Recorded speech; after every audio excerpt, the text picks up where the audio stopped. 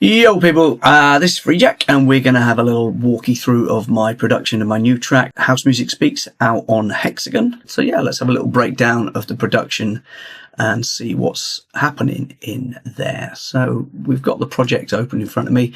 Got to admit, I haven't opened this one for a little while. I wrote this back in the summer, so I haven't looked at this for a few months. So there might be a few surprises in there. Who knows? I quite often go back and look at my productions and think, what on earth was I thinking? Here's a little blast.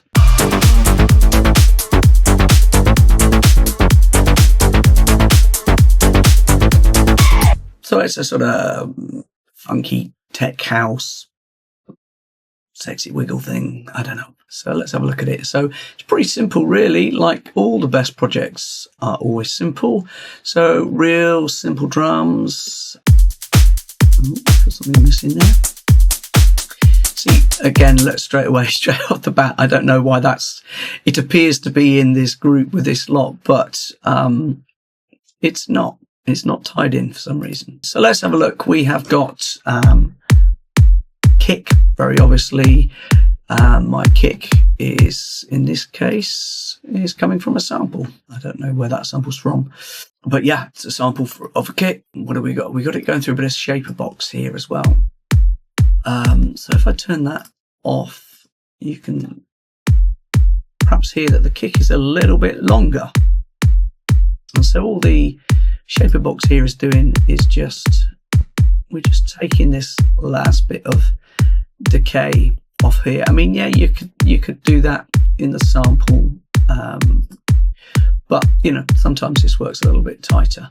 And we've got it set to audio so that every time the kick triggers, we get this same curve. So that might be interesting to somebody. If you've got some of those big long like techno kicks, sometimes you want them to be a bit shorter.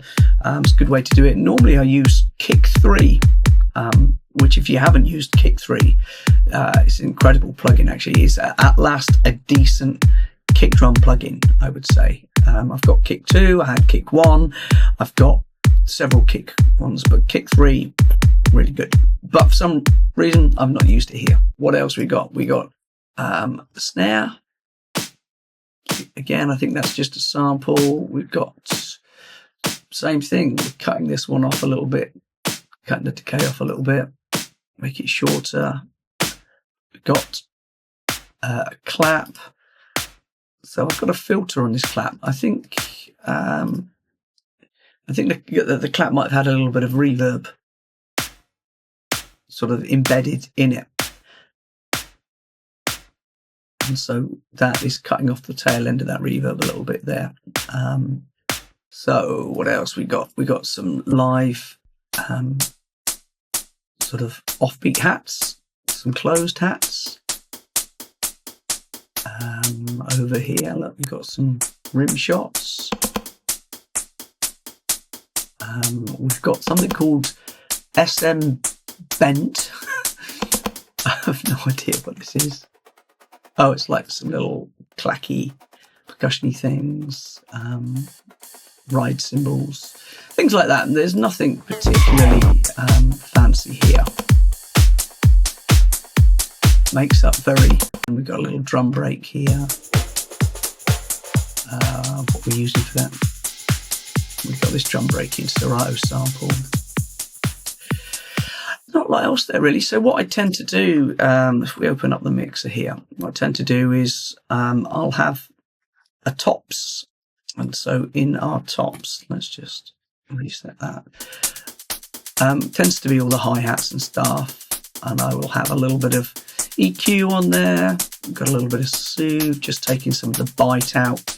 And then we're putting a bit of dirtiness back in with the drum fattener with Decapitator.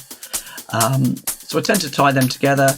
I use the Decapitator because it's almost like it works a bit like a compressor. It's very good at gluing stuff together. Sometimes I might normally just use the G-Bus compressor to tie the tops together. But in this case, I wanted something a little bit grittier, so we've gone with the Decapitator. So then also we have I would imagine somewhere a snare. Oh yeah, there's a snare one there. Look. So snares have their own channel. A little bit of snapback on there, which is adding, it's pretty much doing nothing. Maybe I'm just using the limiter on there. No, not using that either.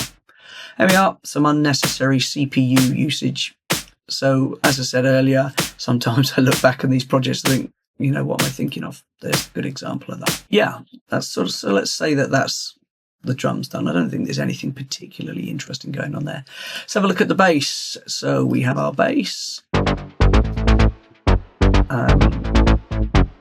are we doing? There we go. So the bass is made up of 3 elements, always a sub.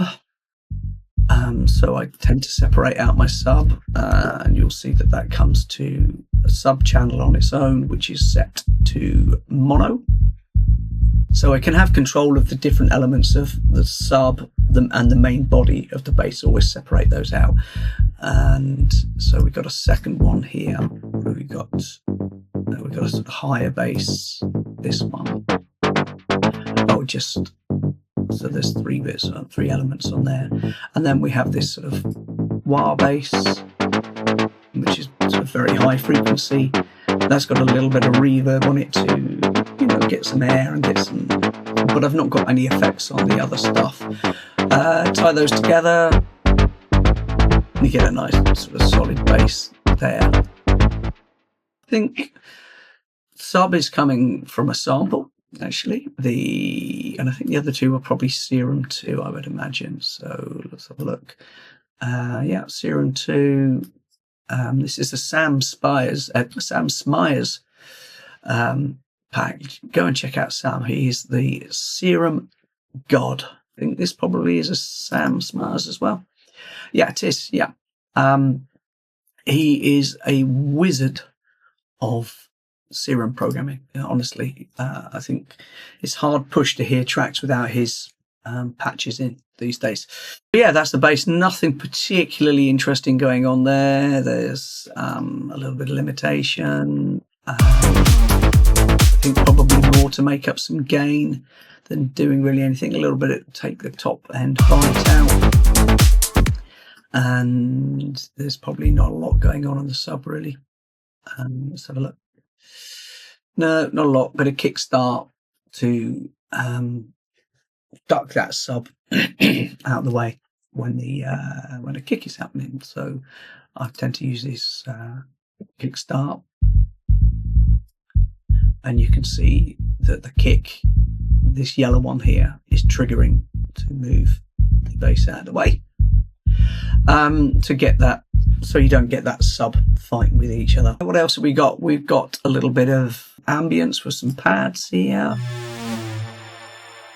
some effects. So one of these is this one's clearly a sample from somewhere. This is just a high string. This whiny noise, I think, just made that in Serum. Oh no, it's Sam again. See, he's a king. I think I might have edited the attack time or something on there, perhaps. I don't know. What else have we got? We got all the sort of usual effects before we look at the vocals. This little droney thing going on. I always like to put sort of little crowd ambience-y things, and they always make for great textures in a track. What else? We've got some stabs, all the usual effect stuff: crashes, bangs, wallops, whoop. We've got a little stuff noise there, a little crashes and stuff.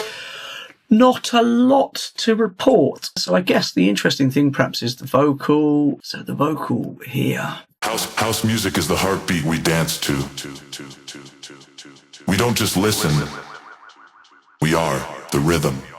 So what I've done is I've embedded all of the effects into this one take here. But I mean, if we come down to the bottom, I think it's probably this one here. You can see where I've all of the repeats and echoes and stuff.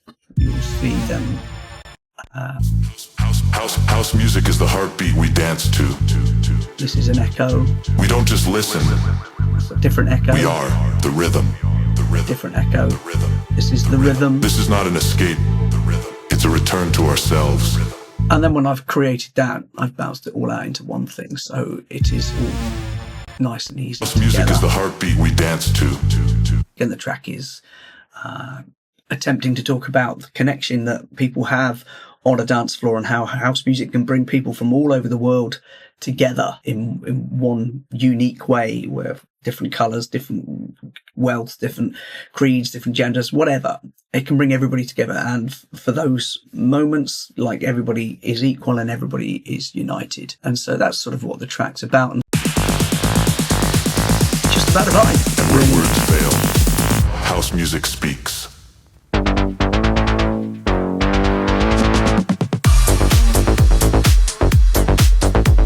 Groove. It's just all about that groove, really. I wish there was something more exciting about this project to show you, but there just isn't. It's pretty simple. Anyway, anybody got any questions? Hit me up, let me know, and I'll see if I can answer them for you. But for now, catch you later. Bye.